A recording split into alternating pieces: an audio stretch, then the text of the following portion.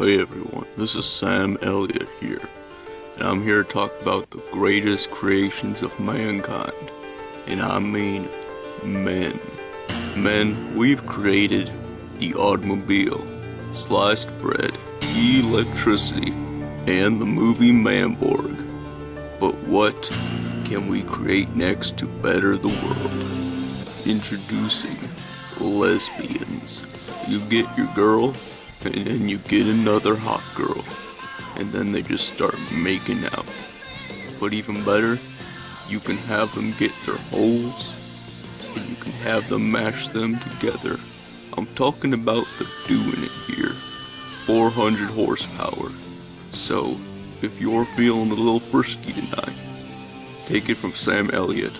Lesbians work.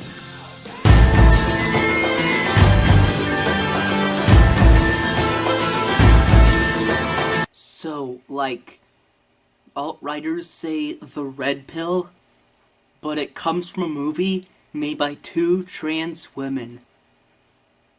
Am I right? Hey everyone, I'm E-Ride and I'm the Blockbuster Buster. Wait, that was a lie. Irishman Rants here, and this might be considered old news since this was more the end of May that this became a story. But I'd just like to say it's my channel and I don't give a fuck. With that in mind, let's talk about a report about lesbianism. I can't see anything going wrong with this.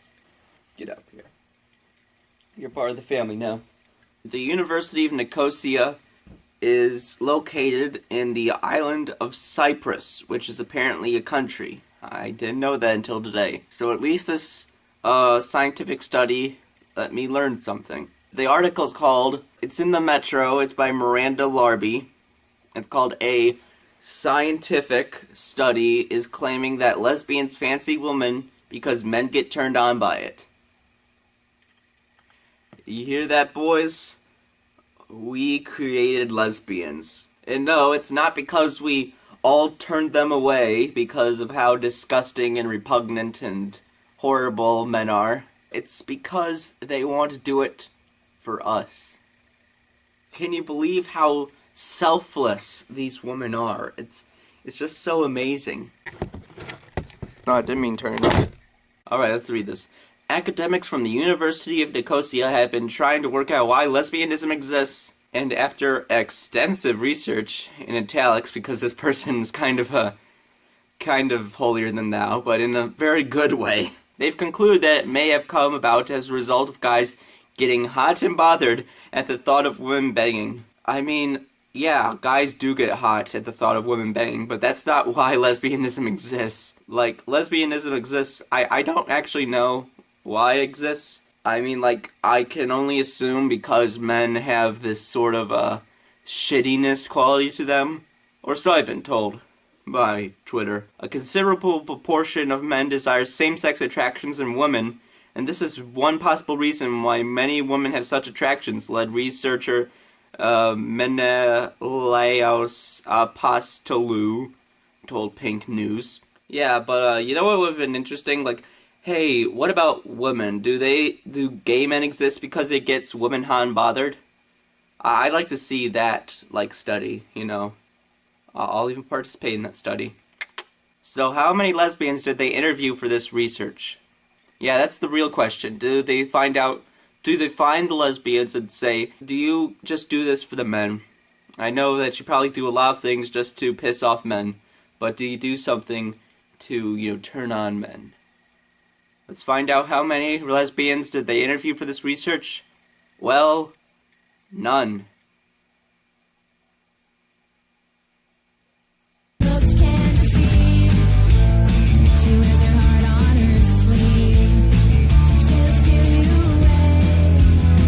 What the fuck?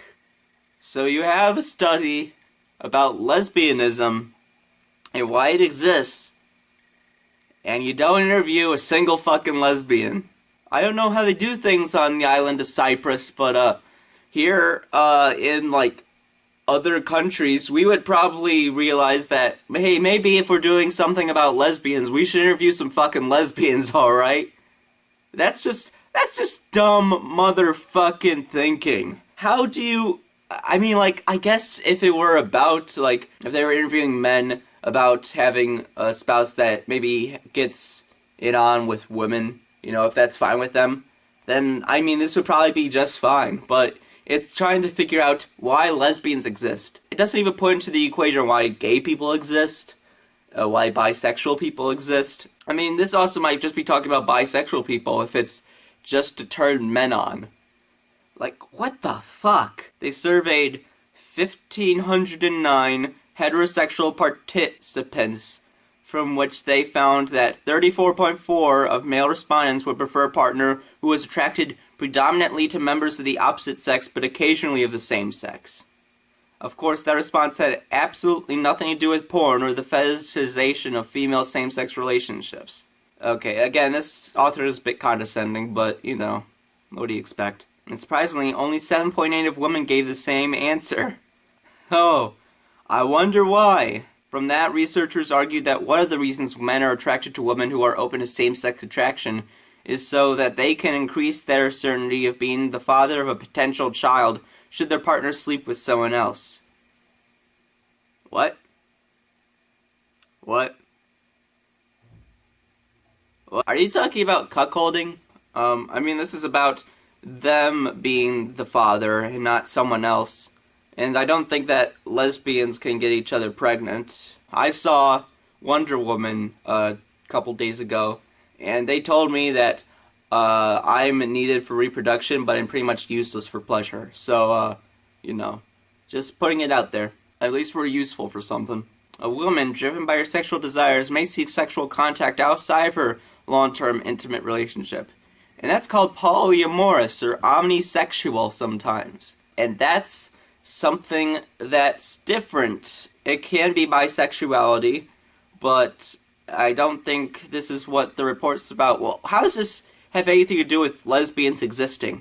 When this woman has sex with another woman, she does not have sex with another man, which translates into same-sex contact, reducing the risk of cuckoldry. Oh, fuck me. This is dumb as fuck. Oh. I think if this is your train of thought, you deserve to be cuckolded. Women want to get with women in an instinctive sexual trait that serves as a mechanism that is selected to serve a purpose to make you reproduce. He does, however, say that more research needs to be done if we're truly to understand same-sex attraction to women. No fucking shit. You need to do, like, about 90% more research. You literally let the men speak for deciding why lesbians exist. And, of course, this ends with maybe actually talking to some LGBT women might be a good start. But then again, what do we know? Fuck this fucking report, man. In my opinion, this may be old news, but stupidity lasts forever. And that's kind of the reason why I wanted to get this, wanted to talk about this, because this is just some dumb shit. I guess maybe if you were trying to find out, why men would be open to women wanting to have sexual contact with other women while being in a relationship with a man, this would be perfectly fine. But when you're saying that all these 1,509 men are proof of why lesbians exist without talking to one fucking woman, I would be surprised why this is even a thing. Why is it that people are talking about this? How did this get past step 1? How did this get approved? Is the island of Cyprus just all populated by men, and they have this incredible urge to, hate all women and try to figure out why they all left their hairy, stinky bodies in search of female companions? Is that what happened? Did all of the women on the island of Cyprus go gay because of the unattractive men of the island of Cyprus? If you live in the island country of Cyprus, please don't declare war on me. I am only 19 years old, and I only make about $100 a week. I think this is also a failure of realizing that there's something called fucking individuality. Like, people have many different reasons for why they might become homosexual or, transgender or bisexual or pansexual or all sorts of sexual. Because, they might have either maybe, like, traumatic experience or, they might just be born that way. Now, I personally have no experience being a lesbian, and I have no experience being good at science, or psychology for that matter. But I do know people who are. So I found a lesbian who is studying psychology, and she's Irish. And she lives in Ireland. So from the website DiamandaHagan.wordpress.com, I present to you, with her perspective on this scientific study, TheOmegaGeek. Okay, so wow, I'm really glad you called me in on this. There's a lot to unpack with this paper. This is the evolution of female same-sex attraction, the male choice hypothesis. This study could actually have been called the effects of the male choice hypothesis on same-sex attraction heterosexual women, and have been completely fine. And this isn't listed as a limitation, the fact they only used heterosexual people when discussing same-sex attraction, unless that was the point of the paper, to examine same-sex attraction in professed heterosexual people. The result that they got was a result. So why not just change the title of the paper, change the focus of the paper? Okay, so there are a lot of limitations in the paper. They only mentioned a few, and that kind of stuck out to me, because usually you don't want to go into a paper just listing everything, and we didn't do this, and we could have done that. But it's always good if you identify a limitation. If it doesn't affect things that much, at least go out and state it. Oh God, where to even start? All right, so there are sampling issues, and that brings in issues of generalization. So you can, when you're doing a population study, you can only generalize your results as far as that population sample. If I asked 5 people on the street in Derry their opinion on something, I can only generalize my results as far as people on the street in Derry that I asked. The larger your sample, obviously, the better that your results are to mirroring the population. But this study is actually, it's only heterosexual university students in Greek Cyprus. That's a monocultural result. And there's issues of age skew because you're only going to get university age students. And it's really difficult to base an evolutionary hypothesis off of these results when you're just dealing with a very small population. When you're talking about evolutionary theory, you have to include universality. You can't say, oh, well, this group of humans evolved this way and this group of humans evolved this way. You can make slight inferences in differences of race or something like that, but that still comes under general human variation. You can't say, I had about 1,500 students in Greek Cyprus that said this, I'm generalizing this to all of evolution in humanity. It doesn't work that way. Evolutionary theories, like I said, they really need to have an element of universality. Either relying on evidence from the fossil record or a comparable sample, such as a Stone Age tribe that hasn't had much contact with the modern world. You can take that representative sample, or you can take inferences from the fossil record, and you can generalize to evolutionary theory, but it's really, really, really difficult and apocryphal to kind of reverse engineer evolutionary theory around contemporary results. It's really hedgy, and it's something that evolutionary psychology tries to stay away from. Okay, so I'm just going to basically be going through the paper and pulling out things that I saw. They make a lot of statements without referencing. Specifically, they say several large-scale studies indicate this, but then they don't reference those studies. In fact, there aren't a lot of references at all in this paper, about 24, and for the length of the paper involving 2 different studies, that's really unheard of. Now, their evolutionary hypothesis seems to be that since there is greater same-sex attraction in women than men, and we're ignoring a social desirability bias here, meaning that men might be less likely to report same-sex attraction than women, it must have a separate evolutionary function than same-sex attraction in men, and that seems very unlikely, and the authors cite no concrete references to support this hypothesis, no background literature whatsoever. If they were saying, okay, we're building on this theory and so study and these results, we propose this theory, I'd go, okay, all right, I'm interested to see where you're going with this, but like I said, it comes back to universality. That, oh, for some reason, same-sex attraction in men evolved in this specific way, where in women it evolved this specific way, that's a little bit squirrely to me. That's a little bit hedgy. Now, they also go into genetic theory that contributing alleles might contribute to same-sex attraction, and that these alleles, these parts of the genome, also have different evolutionary benefits. Now we know that genetics is pretty complicated. We know that some genes are responsible for a lot of different things. FOXP2, for example, the human language gene, has a host of other things that it's kind of responsible for. So they're proposing, okay, the same-sex attraction alleles, if there are such a thing, also have really, really other beneficial effects. So they're going to be more selected for, so that's why you find more same-sex attraction. Okay, that's at least a competent theory. I can at least get on board with that if you have references, but they don't. But again, we already talked about that.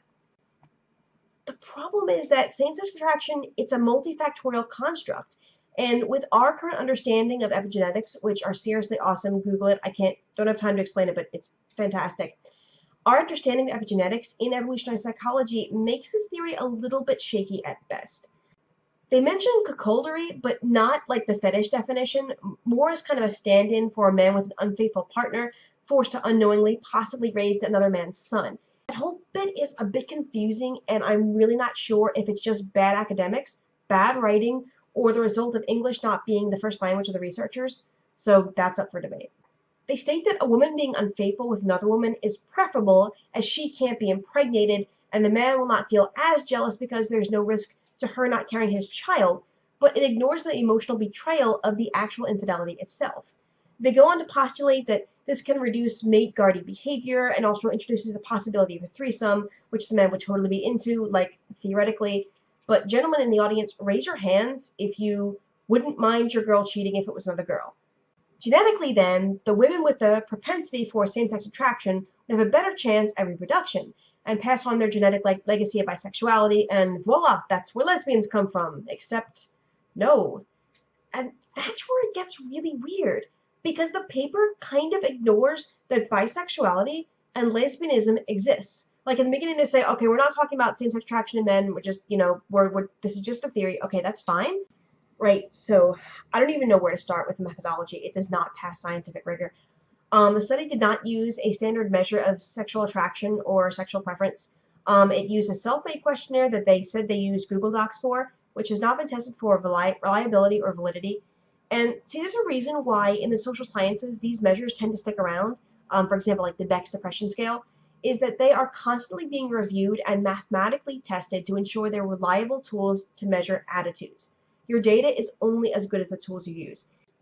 The study's results were not a surprise, and here's the thing about the social sciences. Results rarely are a surprise, that is. See, based on prior research and background literature, you should have a pretty good idea what your results will be before you even conduct your study, although this isn't true in the case of exploratory studies and exploratory analysis like exploratory factor analysis. So we have all of these methodological issues. We have huge issues of sampling error. We have huge issues with their measure. Now they do acknowledge that this is a university sample, so these are people who might skew younger and they might be more willing to talk about their sexual experiences. But if you're acknowledging sampling error, you cannot generalize the population, especially with evolutionary theory. Another thing that struck me is that 20% of the overall references in this paper are the author's previous result from the past 5 years, and that never bodes well. Now, that's not unusual for an author to cite themselves and cite their previous work, but usually, again, that's building on decades of research. And I kept asking myself, how did this get published? And this is not a pay-to-publish journal. It's not a predatory journal. This is personality and individual differences. Its impact factor puts it in the top 15 of over about 60 journals on personality. And so I have no idea how this got through peer review. Now, the thing is, I get it. I do get it. Everybody wants to find that unifying theory or smoking gun in psychology, but it's so much more complicated than we want to believe. It's trying to provide a unified theory, but those theories, when they come around, are usually the products of decades, at least a lifetime's research, at the very least. This paper focuses on same-sex attraction in heterosexual women. It discounts that bisexuality and lesbianism even exist. So this naturalistic explanation they have, we're going to take that to its logical conclusion. So they're saying it's genetic, it's all selection. So the natural extension for that would be, for this genetic hypothesis should be, okay, well, So that means that lesbians are a genetic result of too many of the contributing alleles for same-sex attraction. But they don't mention lesbians at all. So they're potentially indicating that lesbians and bisexual women don't exist or are just secretly doing it all for the men's, directed by their genetics. So either you're saying that this is selection or it isn't. And if it's not selection, don't bring up evolutionary theory. In the social sciences, we can never make causal statements simply because there will always be error. There will always be confounding factors, no matter how tight experimental science may be. And see, I say this as someone on the cusp of becoming an evolutionary psychologist, but one of the problems with applying evolutionary theory to human psychology is humans, we're animals, but we're reasoning, complex animals. Yes, we possess biological and genetic drives to reproduce, but there's a very intelligent brain in charge of our conscious decisions. If same-sex attraction in women is so desirable that it's genetically selected for, why aren't most women bisexual and more women lesbians? Attraction does not mean sexual activities and infidelity, but the hypothetical measure of the study seems to think that those are the same thing. Now, there's a lot of theories concerning homosexuality and same-sex attraction in human beings, and a lot of them are pretty solid. However, this is not one of them. Now, this is just a quick and dirty review of the paper, and I could seriously talk for hours on the methodological problems and actual evolutionary psychological theory regarding homosexuality and same-sex attraction in humans. But for now, quick and dirty, it's multifactorial. You should always turn a critical eye towards science because that's how science improves. And this is not where lesbians come from. We actually spring fully formed from indie coffee houses. So now you know. The coffee houses. Of course. But yeah, I definitely agree with everything that the OmegaGeek has to say out here. And I'm very much surprised that this was peer-reviewed and published at all, because it does have so many flaws in it. There's this really great sketch that SNL did this season. It was on their Scarlett Johansson episode, and it was where Beck Bennett and Kyle Mooney wrote a sketch on the Day Without Women. It features all the female cast members of SNL. And it's talking about women's issues and discrimination against them. The only problem is that Beck Bennett and Kyle Mooney are the only ones talking about these issues in the sketch. And Scarlett Johansson and I think another cast member just goes, "Thank you for saying that." And that's kind of what this feels like. It's just like two Greek guys are just sitting around just like, I'm wondering where all these lesbians are going. Why are they leaving the island? I thought they all just wanted to do this just to turn us on. Maybe we'll just try to write off a lesbian as just being a male creation because, we have to have our stinky paws on everything. I got chills, they're multiplying, and I'm losing control. You just expect Cameron Esposito to just burst in going, "This is fucking bullshit." But either way, yeah, I find this report to be a bit offensive, honestly. It's a scientific study in the same way trying to use alternative medicines to cure AIDS is scientific. In that it's not. I guess Mac from It's Always Sunny in Philadelphia was right. Science can be a liar sometimes. I got boxes full of Pepe. I really don't have an end stinger here, guys. I just want to give a big shout out to the OmegaGeek for helping me out with this episode. It was, I couldn't have done it without you. I also want to give a big shout out to her lovely wife, DiamandaHagan, who helped arrange this meeting of individuals. She helped out a lot. So, if you want to see these two in action, I definitely recommend going to their website, DiamandaHagan.wordpress.com, or subscribing to their YouTube channels, which I'll put in the description. Alright. Thank you, Mistress Hagan and the OmegaGeek.